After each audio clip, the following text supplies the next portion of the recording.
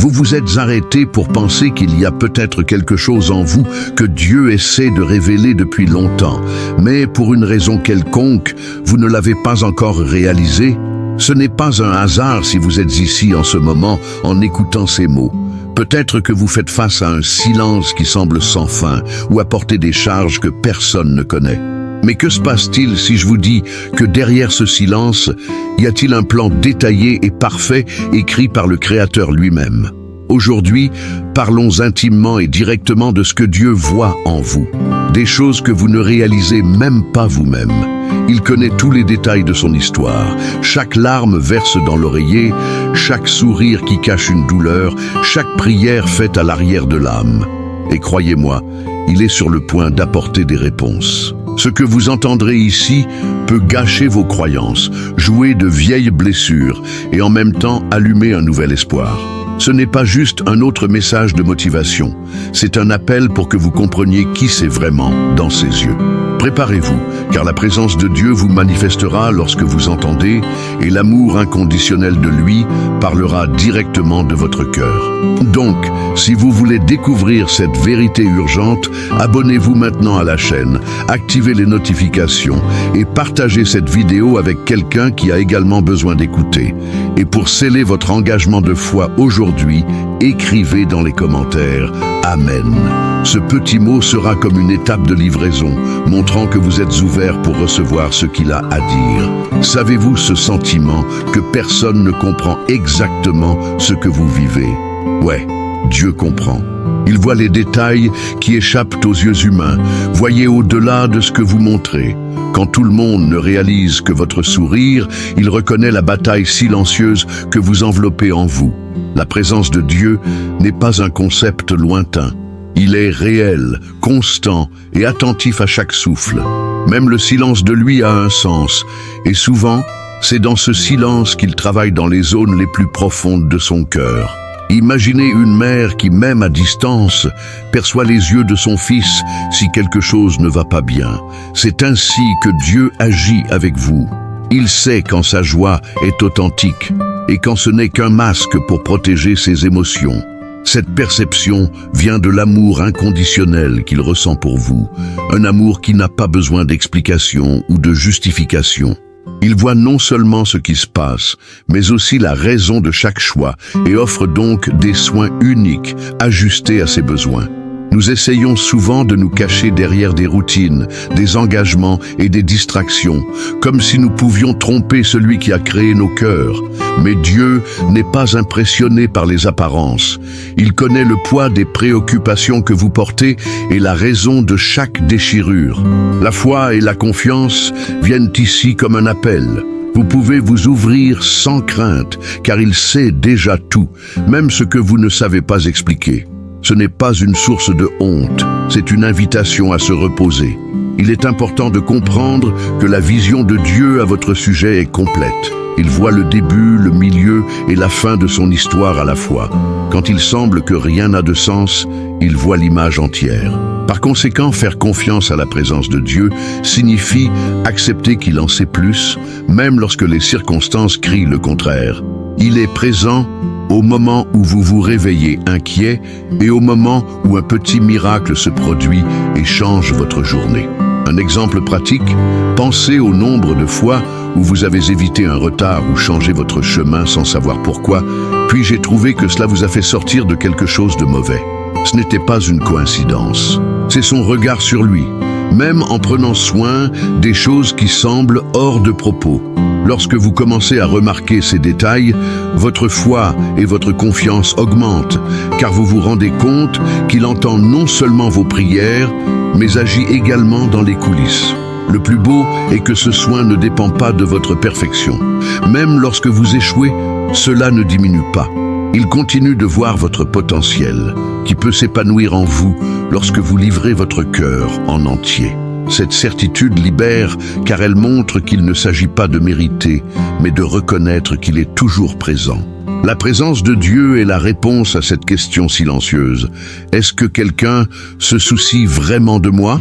Par conséquent, la prochaine fois que vous vous sentez invisible, rappelez-vous, vous faites face à un Dieu qui connaît chaque pensée, chaque souffle, chaque peur et chaque rêve. Cela ne signifie pas qu'il évitera toutes les souffrances, mais qu'il ne vous permettra jamais de traverser quoi que ce soit seul.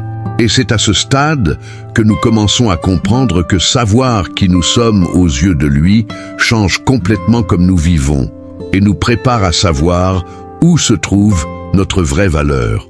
Beaucoup de gens mesurent leur valeur pour le nombre de réalisations qu'ils ont accumulées, le solde du compte bancaire ou l'approbation des autres. Mais la vérité est que sa valeur n'en vient pas. Cela vient de quelque chose d'inchange.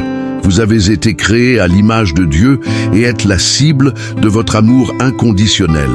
Cette identité ne peut pas être augmentée avec des applaudissements ou une diminution de la critique. C'est comme une œuvre d'art signée par l'artiste le plus renommé de l'univers. Qui donne de la valeur n'est pas le cadre, mais l'auteur. Lorsque vous comprenez que votre valeur est enracinée dans la présence de Dieu, la façon dont vous vivez, ce n'est plus une question de vivre pour plaire à tout le monde, mais pour vivre pour refléter qui vous y êtes. Cela libère de l'esclavage de la comparaison et de la recherche constante de validation externe. Après tout, comme l'a dit C.S. Lewis, l'homme qui veut être célèbre ne sait pas ce qu'il veut. L'homme qui veut être connu de Dieu a déjà tout. Malheureusement, il est courant d'oublier cela au milieu de la ruée. La pression pour s'adapter aux normes sociales, physiques et professionnelles est énorme. Mais quand nous nous souvenons que Dieu nous connaît profondément, chaque détail, et nous appelle pourtant « mes enfants », quelque chose en nous. La foi et la confiance sont renforcées parce que nous réalisons que notre identité ne dépend pas des opinions modifiables des gens, mais de la vérité éternelle dont il dit que nous sommes. Vous voulez un exercice simple pour renforcer cette identité. Commencez la journée en déclarant « Ma valeur vient d'être un enfant de Dieu ». Répétez jusqu'à ce que votre esprit et votre cœur absorbent cette réalité. Et quand le doute bat, rappelez-vous ce qu'il dit. Vous êtes mon chef-d'œuvre. Ce type de pratique quotidienne, comme la lecture des Éphésiens, le chapitre 2 ou le psaume 139, renouvelle votre vision de vous-même et renforce votre sécurité. N'oubliez pas que vivre cette identité ne signifie pas ignorer vos défauts, mais reconnaître qu'ils ne vous définissent pas. C'est là que le pardon et la guérison intérieure entrent en jeu. Lorsque nous acceptons le pardon de Dieu, nous nous libérons également du poids d'essayer constamment de prouver notre valeur. Ce n'est pas une licence de stagnation, mais une motivation à grandir en sachant que nous sommes déjà aimés dans le processus. Comprenant votre valeur, vous commencez à vous traiter avec plus de respect et traitez également les autres comme ça. La façon dont vous vous voyez affecte directement sa vie et comment elle se rapporte. Une personne qui sait qui en Christ marche en toute confiance, mais sans arrogance, car il reconnaît que tout est la grâce. Et cette posture est attrayante, inspirante et contagieuse pour ceux qui autour. Et peut-être le point le plus puissant est le suivant. Personne ne peut prendre ce que Dieu a déjà dit à propos de vous. Les circonstances peuvent changer, les gens peuvent aller et venir, mais l'identité qu'il vous a mise de reste. C'est la base qui soutient tout voyage, surtout lorsque nous affronterons nos peurs et nos angoisses, qui est précisément la prochaine étape de cette conversation.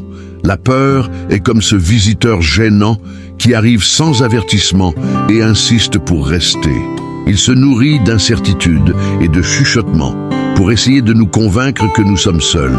Mais voici la vérité, la présence de Dieu ne vous quitte jamais, même lorsque l'anxiété resserre votre poitrine et que le cœur s'accélère. C'est exactement dans ces moments qu'il veut le plus que vous réalisez qu'il n'a pas à se battre seul. Faire face à l'anxiété, c'est ne pas nier qu'il existe, mais décider qu'il n'aura pas le dernier mot.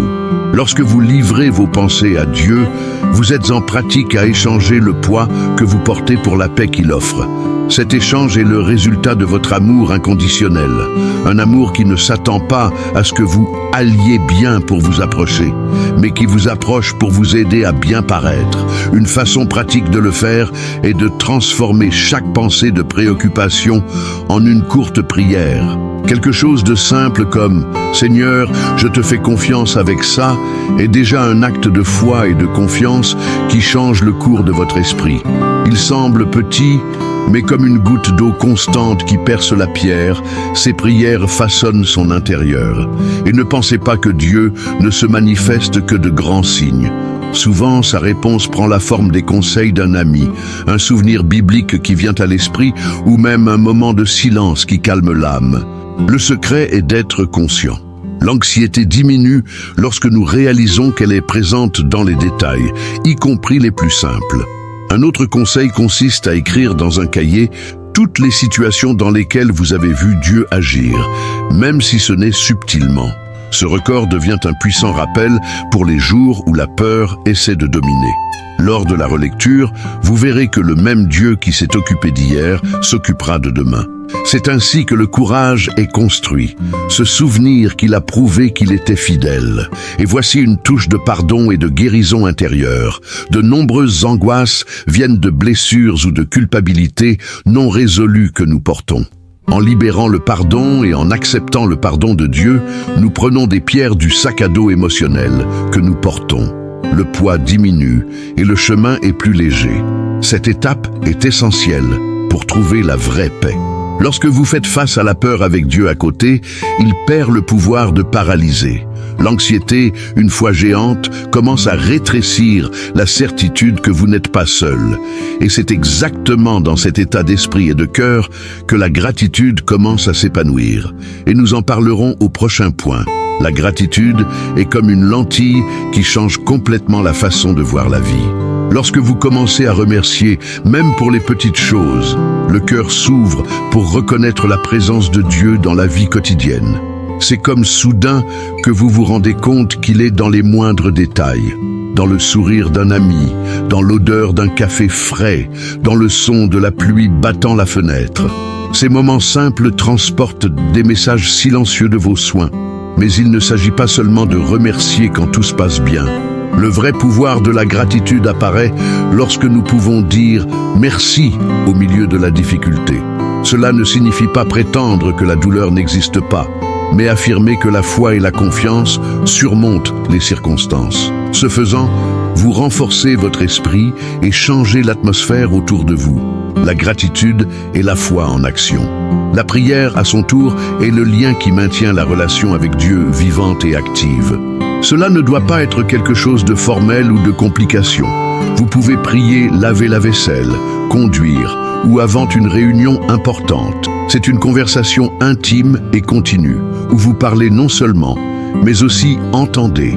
En fait, de nombreuses réponses viennent en silence, en paix qui envahit le cœur, après lui avoir donné quelque chose. Si vous voulez un exercice pratique, gardez un journal de gratitude et un cahier de prière. Dans le premier, notez 3 choses que vous êtes reconnaissante chaque jour.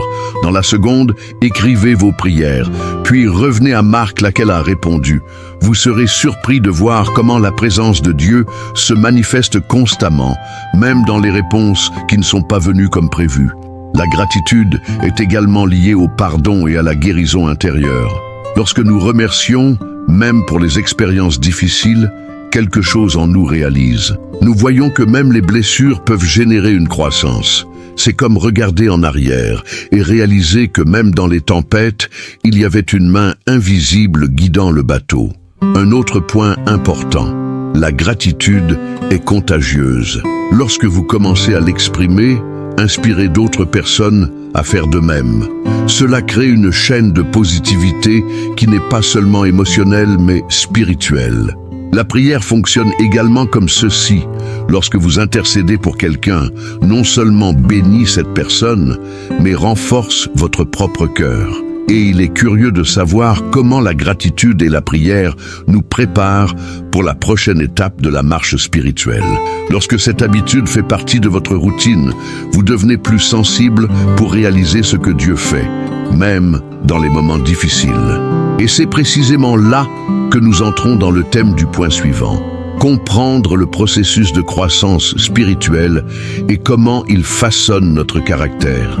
Grandir spirituellement, ce n'est pas comme appuyer sur un bouton et soudain, tout change. C'est plus comme prendre soin d'une plante. Cela nécessite du temps, de la patience et de la constance. Au début, il peut sembler que rien ne se passe, mais les racines, invisibles, se renforcent. Et c'est à cette phase silencieuse que la présence de Dieu fonctionne plus profondément, vous préparant à soutenir ce qui va arriver. Les déserts de la vie jouent un rôle fondamental dans ce processus. C'est dans des difficultés que la foi et la confiance sont testées et raffinées. Pensez à un athlète qui s'entraîne avec un poids supplémentaire pour ensuite courir plus vite lorsque le poids est enlevé. Dieu permet à certains défis de ne pas punir, mais de renforcer son esprit. Il sait que sans résistance, il n'y a pas de croissance réelle. Le problème est que nous confondons souvent la croissance et le confort. Mais dans la pratique, des moments d'inconfort sont ceux qui nous font avancer. C'est quand la foi semble petite que nous avons appris à faire davantage confiance à votre amour inconditionnel. Il ne s'agit pas de profiter de la douleur, mais de reconnaître qu'il peut nous transformer si nous le donnons. Un conseil pratique. Face à une situation difficile, demandez-vous « Qu'est-ce que Dieu m'apprend ici ?» Écrivez cette réponse dans un cahier et revenez-y à l'avenir. Vous vous rendrez compte que les leçons apprises dans ces périodes deviennent souvent des outils pour aider les autres. Cela fait partie du but de la vie qu'il s'appuie sur vous. Il est également important de comprendre que la croissance spirituelle n'est pas linéaire. Il y aura des jours d'avance et de revers. Mais même dans les chutes, il y a un apprentissage. Le secret est de ne pas abandonner et maintenir des habitudes qui nourrissent l'esprit, comme la lecture biblique quotidienne, la prière et la communion avec des gens qui renforcent leur foi. Un autre point essentiel est d'accepter que Dieu voit le tout, alors que nous ne voyons que des pièces. Quand il semble que rien ne se passe, il aligne les circonstances, façonne le caractère et ouvre des voies. Et au bon moment, tout cela aura du sens. C'est comme un puzzle. Ce n'est que lorsque les pièces s'adaptent à l'image finale. Ce processus est continu et chaque étape vous prépare pour la suivante. Mais pour vous déplacer plus loin, vous devez libérer des poids qui entravent la promenade. Et l'un de ces poids est le ressentiment. C'est là que la prochaine étape de notre voyage se trouve. Comprendre le pardon comme une clé de la vraie liberté. Pardonner, c'est ne pas oublier ce qui s'est passé, sans parler de prétendre que la douleur n'existe pas. C'est en fait un acte de courage qui libère le cœur du poids qui le maintient au passé. Lorsque vous décidez de pardonner, vous choisissez de laisser la présence de Dieu traiter la blessure plutôt que de permettre à la blessure de dire vos émotions. C'est un processus, et pas toujours rapide, mais il est essentiel pour marcher légèrement. Le pardon est un reflet direct de l'amour inconditionnel de Dieu. Il nous pardonne, même sachant que nous pouvons à nouveau faire des erreurs, et nous invite à faire de même aux autres et avec nous-mêmes. Cela ne signifie pas autoriser les abus ou réagir des relations nocives, mais libérer le ressentiment qui consomme l'énergie et la santé émotionnelle. Lorsque le cœur est propre de ce poids, la foi et la confiance gagnent de la place pour s'épanouir. Beaucoup de gens portent des blessures ouvertes depuis des années, estimant que, s'ils partent de côté, ils donneront la victoire à l'autre. Mais dans la pratique, la souffrance est celle qui garde la blessure. Garder une rancune, c'est comme boire du poison en attendant que l'autre tombe malade. Le pardon est avant tout un cadeau que vous vous offrez. Il ouvre des portes à la guérison intérieure et apporte la paix dans les domaines de la vie qui semblaient gelés dans le temps. Une étape pratique pour commencer est d'écrire une lettre exprimant tout ce que vous ressentez, non pas, mais pour libérer les émotions coincées. Ensuite, priez en donnant la situation entre les mains de Dieu, lui demandant de terminer la guérison. La présence de Dieu est capable de transformer même les expériences les plus douloureuses en témoignages de restauration. Il est également important de se rappeler que le pardon ne se produit pas toujours à la fois. Parfois, c'est un exercice quotidien de décider de ne pas revivre l'infraction. C'est comme nettoyer une ecchymose tous les jours jusqu'à ce que, petit à petit, la cicatrice se forme. Et cette cicatrice n'est pas un signe de faiblesse, mais de surmonter. Elle raconte l'histoire de quelqu'un qui a choisi d'être libre. Le pardon fait de l'amour pour entrer là où il y avait une amertume auparavant. Et quand cet amour est nourri, Il transforme non seulement qui pardonne, mais aussi inspire qui est là.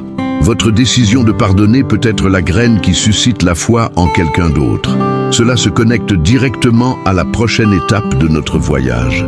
Apprendre à vivre avec un but et une intention chaque jour. Vivre avec un but, c'est comprendre que votre vie n'est pas le résultat du hasard. Il y a une raison pour que vous soyez ici, pour le moment et le lieu. Et cette raison a été planifiée par la présence de Dieu avant même votre naissance. Chaque talent, expérience et même chaque défi auquel vous avez été confronté fait partie d'un design plus large, conçu pour révéler votre amour inconditionnel au monde à travers vous. Le problème est que de nombreuses personnes passent des années à essayer de s'intégrer dans des modèles qui n'ont pas été faits pour eux. Ils courent après les buts imposés par la société, mais au fond, ils se sentent vides. En effet, le but ne concerne pas la quantité de réalisation, mais d'aligner la vie dans le but de la vie que Dieu a placé dans votre cœur. Il s'agit de servir, d'aimer et de faire une différence. Découvrir ce but commence par des questions sincères. Quel cadeau que Dieu m'a donné? Qu'est-ce qui me fait me sentir vivant? Où puis-je utiliser mes compétences pour aider les autres?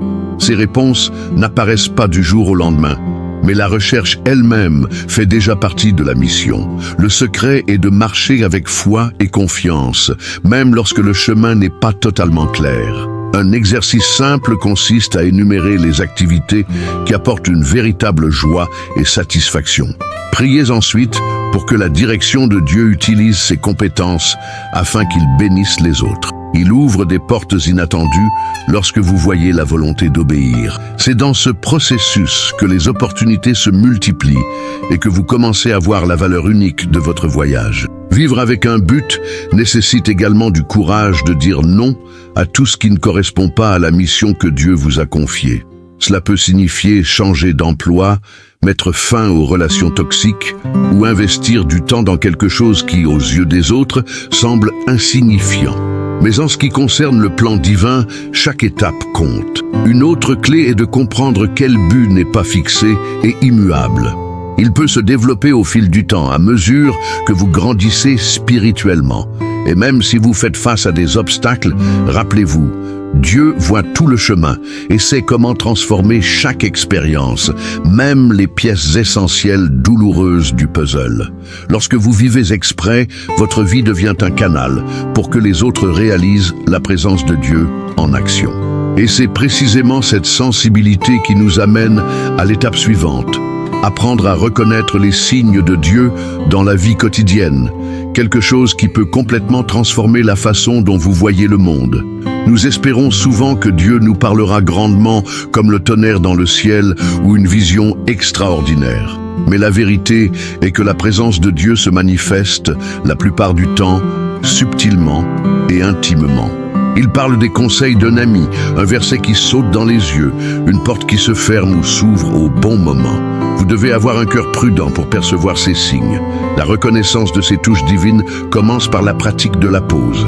Dans un monde accéléré, peu s'arrêtent à observer. Mais lorsque vous ralentirez et faites attention, vous commencez à remarquer comment il est partout. L'amour inconditionnel de Dieu apparaît dans les petits détails, dans la douce brise, dans le rire d'un enfant, en soulagement après une prière sincère. Une façon pratique de former cette perception est de maintenir un signe. Dans ce document, notez chaque expérience, une coïncidence ou une situation improbable dans laquelle vous avez réalisé la main de Dieu.